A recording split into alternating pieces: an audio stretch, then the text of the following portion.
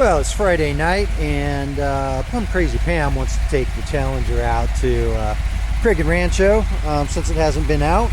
And it's also supposed to be a nice weekend, so we're going to do the red car show tomorrow. And basically just, get this out and about and on the road, get some miles on it. And once again, yeah, that exhaust is starting to sound much better. I got the new mechanical choke in online. It's an original part.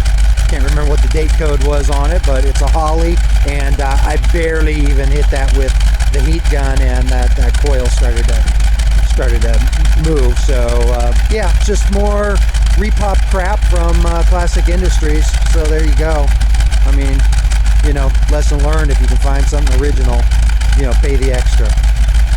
So yeah, we'll definitely be posting some stuff online, but there you go.